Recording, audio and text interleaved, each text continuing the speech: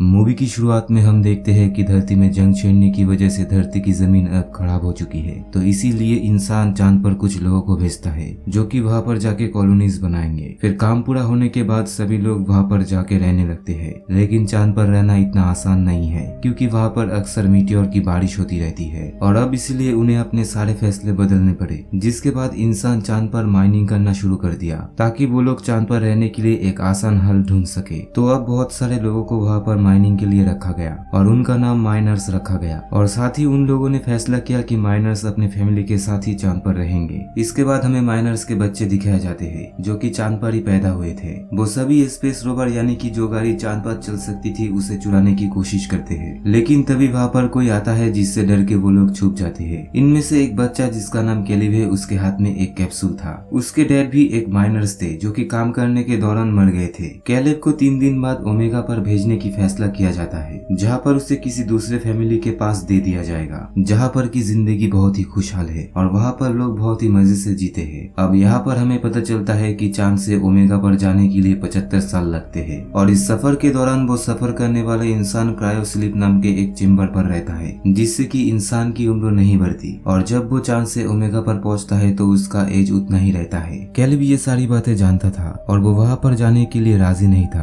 क्योंकि वो जानता था कि फिर वो कभी अपने दोस्तों के साथ नहीं मिल पाएगा। उसे एक लेडी बताती है कि अगले दिन मीटियोर का एक तूफान शुरू होने वाला है, जिसके बाद तुम्हें ओमेगा के लिए रवाना होना पड़ेगा। कैलिब को अब अपनी डैड की बहुत ही याद आने लगती है। वो याद करता है कि वो बहुत ही ऊंचाई में पहुंचकर अपने डैड के साथ एक टावर में बैठ के बात किया करता था। उसे ये भी याद आता है कि उसके डैड ने बताया था कि चांद के उस पार एक बहुत ही खतरनाक चीज आके टकराया था, जिससे कि वहाँ पर एक बहुत ही बड़ा गड्ढा हो गया और तुम्हें एक बार वहाँ पर जाके देखना चाहिए। लेकिन चांद के उस पार किसी भी इंसान का जाना मना था और जिस कैप्सूल को हमने कैलिब के हाथ में देखा था, उस कैप्सूल को उसे एक गार्ड ने दिया था। दरअसल उस आदमी को वो कैप्सूल कैलिब के डैड के राख से मिला था। जब कैलिब ये सब बातें बैठे बैठे सोच रहा था तो उसके पास उसका 3 दोस्त आता है जो कि उसके जाने से बहुत ही दुखी था। अब इनमें से एक दोस्त जिसका नाम डेलन है, वो कैलिब की डैड की आखिरी ख्वाहिश जानता था, जो कि उस क्रिएटर यानी कि उस गड्ढे के पास जाने की थी। डेलन उसे कहता है कि क्यों ना हम तुम्हारे जाने से पहले हम उस गड्ढे को देख कर आए और इसी तरह तुम्हारी डैड की आखिरी ख्वाहिश भी पूरी हो जाएगी। पर वहाँ पर जाना इतना आसान नहीं था। वहाँ पर जाने के लिए उन्हें जो भी चीज चाहिए था वो सब मिलके इकट्ठा करने लगते हैं और अब इन्हें यहाँ से बाहर निकलने के लिए एक कोड की जरूरत थी। डेलिन उन सभी को बताती है कि यहाँ पर एक लड़की है जिसकी नाम एडिसन है।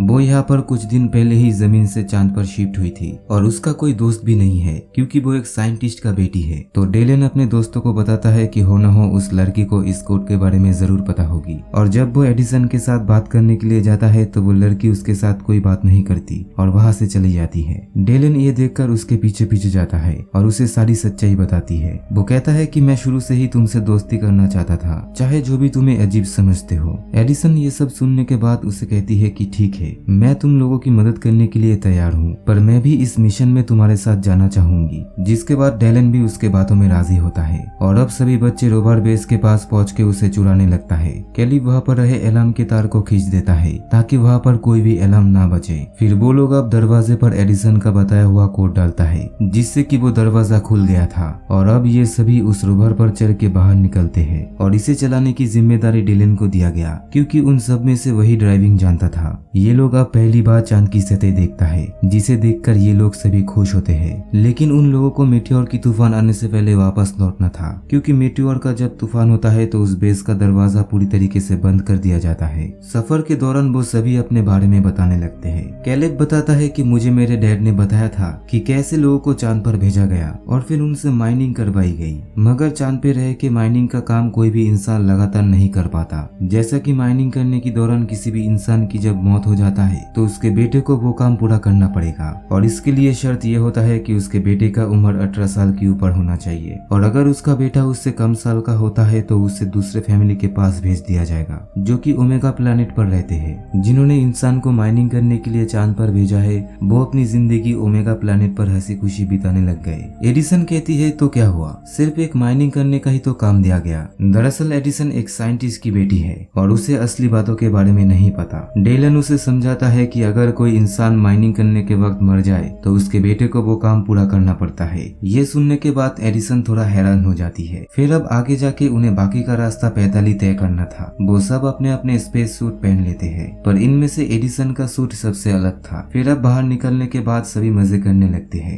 एडिसन की नजर जब धरती पर पड़ती है तो वो थोड़ी उदास हो जाती है और धरती में अपने गुजरे हुए पलों को याद करने लगती है। एडिसन जब पीछे मुड़ती है तो वो देखती है कि बाकी के सभी एक ऑक्सीजन गैस की मदद से हवा में उछल के मजे कर रहे हैं और सभी ने एक रस्सी के जरिए रोबर के साथ खुद को बांध के रखा था ताकि वो लोग दूसरे जगह ना चले जाए। एडिसन उन्हें समझाती है कि ऐसा मत करो क्योंकि ऐसा करने से खतरा हो सकती है, लेकिन उसकी बातों को कोई नहीं सुनता। इसके बाद जब उनका एक दोस्त ये सब करने जाता है तो उसका रस्सी टूट गया था जिसकी वजह से वो हवा में और भी ऊपर जाने लगता है। ये सब देखकर बाकी के सभी उसे बचाने की कोशिश करता है और बड़ी मुश्किल से उसे बचाते हैं, मगर इन सब में उनकी बहुत सारी ऑक्सीजन खत्म हो गई थी। इनके पास अब इतनी भी ऑक्सीजन नहीं बची है जिससे कि वो उस क्रिएटर यानी कि उस गड्ढे के पास पहुंचे। अब कैलेब को याद आता है कि उसके एक दोस्त ने बताया था कि यहाँ पर एक आउटपोस्ट है। वो बताता है कि क्या पता हमें उस आउटपोस्ट पर ऑक्सीजन मिल जाए। ये बात सुन के उनका एक दोस्त बताता है कि मैं वहाँ पर नहीं जाऊंगा क्योंकि मेरे भाई ने बताया है कि वहाँ पर भूत रहते हैं। और ये बात सुन के डेलन उसका मजाक उड़ाने लगता है और इसी बात पर उन दोनों के बीच आपस में लड़ाई हो गई थी। ये सब देखकर कैलेब गुस्सा होकर उन सभी को कहता है कि हमारे पास टाइम बहुत ही कम है और तुम लोग यहाँ पर लड़ाई करके अपना टाइम वेस्ट मत करो।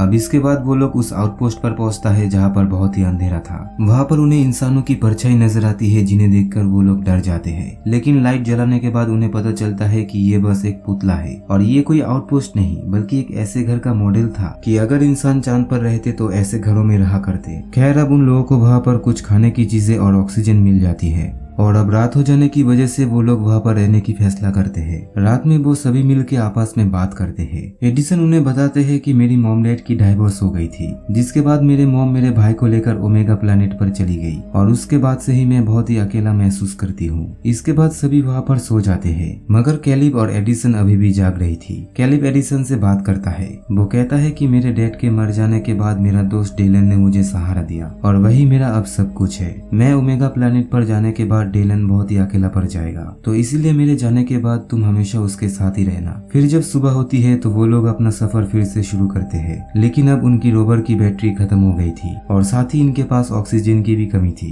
अब ये सब परेशान होने लगते हैं, तो इसीलिए एडिसन सिक्योरिटी अलर्ट बजा देती है ताकि मीटियोर की बारिश होने से पहले गार्ड्स आके उन्हें बचा ले। और ये सब अब जल्दी से उस क्रेटर यानी कि उस गड्ढे के पास पहुंच जाते हैं जो कि दिखने में बहुत ही बड़ा था। ये लोग सीढ़ियां उतर के एक अजीब सी जगह पर पहुंच जाते हैं। वहाँ पर एक दीवार पे एडिसन को एक बटन नजर आती है और जैसे ही वो उसे दबाता है तो वहाँ का जगह ऐसे बदल जाता है कि जैसे ये लोग जमीन पर हो। पर ये सब असलियत नहीं था, पर इन्हें ये सब कुछ अच्छी लगती है। कैलिब जब वहाँ पर रखे हुए एक पत्थर को हटाता है तो उसके नीचे उसे अपने मॉम डैड की एक तस्वीर मिलती है और कैलिब ने अपनी मॉम को पहली बार उस तस्वीर में देखा था और अब वो समझ जाता है कि उसका डैड क्यों चाहता है कि वो यहाँ पर आए। कैलिब बहुत ही दुखी हो पड़ता है। डेलन उसे समझाता है कि तुम इस हसीन पल को क्यों गवा रहे हो। यहाँ पर सभी लोग चाहते हैं कि वो अपने माइनिंग के 20 साल पूरा करने के बाद ओमेगा प्लैनेट पर जाएगा और ऐसा बहुत ही कम लोग होता है जिन्हें मौका मिलता है और तुम्हारे डैड ने तो इसीलिए ही अपनी जान दे दी। कैलिब को अब पता चलता है कि उसके डैड ने जानबूझकर अपनी जान दे दी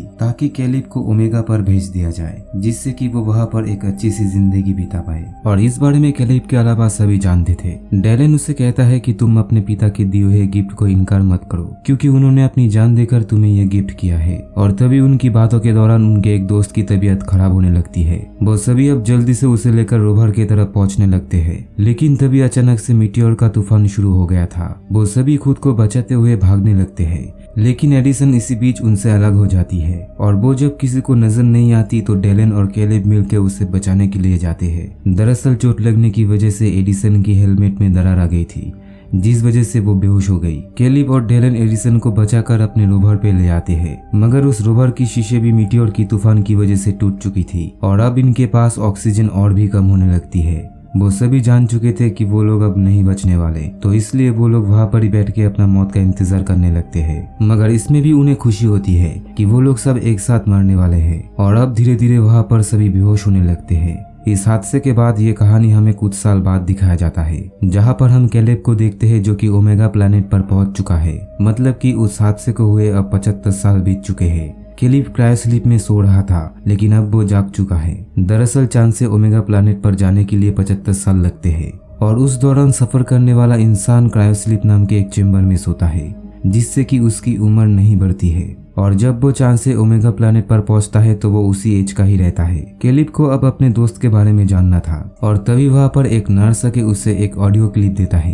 कैलिब को उस ऑडियो क्लिप से पता चलता है कि उस दिन सभी को बचा लिया गया था और उसके सब दोस्त अब आधे से ज्यादा जिंदगी बिता चुकी है। उसे ये भी पता चलता है कि डेलन ने एडिसन से शादी कर लिया है। कैलिब अपने दोस्तों की आवाज सुनकर बहुत ही खुश होता है, मगर अभी भी उसे एक दुख होता है कि वो अपनी जिंदगी अपने दोस्तों के साथ नहीं बिता पाया। और अब ओमेगा प्लैनेट पर एक फैमिली ने कैलिब को गोद ले लिया। कैलिब यहाँ पर एडिसन की भाई को भी ढूंढता है, जिसके बारे में एडिसन ने बताई थी। कैलिब उसके भाई को ढूंढ लेता है और उसे उसकी बहन की अच्छी कामों के बारे में बताता है, जिसने कि चांद पर माइनर्स के रूल्स के खिलाफ काम करके उन्हें खत्म करवा दिया था। और इसी के साथ ही ये फिल्म खत्म होता है। दोस्तों, अगर ये वीडियो आपको अच्छी लगे तो इस वीडियो को एक लाइक कर देना और अगर आप इस चैनल पर नए हो तो इस चैनल को सब्सक्राइब कर लेना।